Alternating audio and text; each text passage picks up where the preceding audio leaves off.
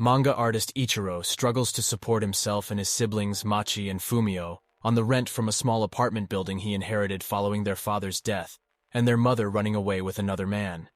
His workload increases when both his assistants quit, but his editor Masahiro finds him a new assistant named Shiori. Despite being self-taught and only 19, Shiori does the best work Ichirou has ever seen, and is instantly liked by Machi and Fumio. Shiori reveals she only started reading her grandmother's manga collection when she was 18, one of which was Ichirou's main series Alice and the Knight of Thorns. After an all-nighter to meet a deadline, they both fall asleep at their desks. Upon awakening, Ichirou sees a craft pen stuck in Shiori's back. Fearing she is hurt, he grabs the pen and is transported into an infinite void. Shiori pulls him out and is angry he touched her while asleep, but accepts he thought she was hurt. She explains she is princess of a species called Star People, and what Ichirou mistook for a pen was her stinger. By touching it, Ichirou is now her fated husband. But as she desires a real marriage, she insists they must fall in love first. By custom, Shiori's parents should choose her husband, but she accepts fate has chosen Ichirou, though Ichirou is skeptical. After encountering Chihiro, Ichirou's cousin and apartment tenant, Shiori returns home. Ichirou passes out from fever, so Shiori rushes back, explaining they must now remain close to each other, or Ichirou will weaken and die. Ichirou accepts Shiori is telling the truth about everything, when holding hands cures his fever. Shiori rents one of the apartments and asks some of her star people to discover if their engagement can be annulled. Requiring necessities, Ichirou takes Shiori shopping. Shiori explains that a meteorite hit their island, bringing an alien bacteria that first infected her grandmother, then spread to every islander. By coexisting with the bacteria, they gained powers and renamed themselves Star People. Two men flirt with Shiori, but when Ichirou pulls her away, he hurts her arm, causing his nose to bleed.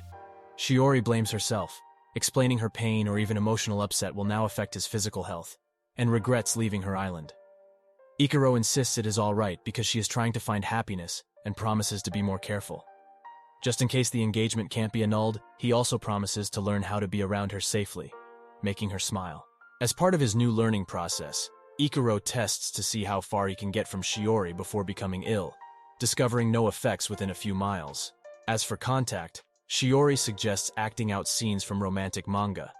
Ichirou becomes extremely flustered, but suffers no ill effects from casual touching. Shiori wonders if she could find a second job within the safe radius of a few miles. Masahiro asks Ichirou to rewrite his latest story to include more romantic scenes, but he suddenly suffers from severe writer's block. Shiori decides to introduce herself to the other tenants, leaving them letters and gifts in their mailboxes. Former tenant and Ichirou's childhood friend Momoka, who is also married to Masahiro, visits Ichirou and his siblings. Shiori learns Momoka writes one of her favorite manga, Master of Lion Fist, and asks to work with her, but Momoka only draws on computers, which Shiori is unfamiliar with. Momoka offers her an old tablet to practice on. After Momoka leaves, Ichirou feels ill and realizes Shiori was jealous of his friendship with Momoka.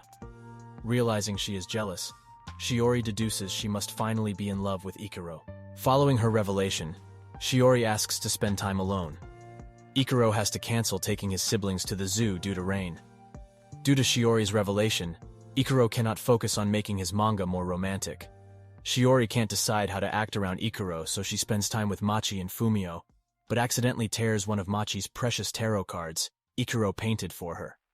Ichirou volunteers to make a new set, so Shiori goes to the library in the rain for a book on Machi's favorite fortune teller. When Shiori is gone for a while, Ichirou goes to find her, and they enjoy a walk home. Shiori and Ichirou draw the new cards together, and help the delighted Machi put on a fortune-telling performance. Ichirou discovers Machi's crystal ball is his old planetarium projector, which he switches on. Shiori joins him under the projected stars, and Ichirou tells her he still wants the engagement annulled. His rejection hurts Shiori so much bruises appear on Ichirou's body, until Ichirou then confesses that he loves her too, and wants to date her properly before getting engaged. Shiori happily accepts, then passes out from excitement. Ichirou, his siblings, and Shiori finally go to the zoo.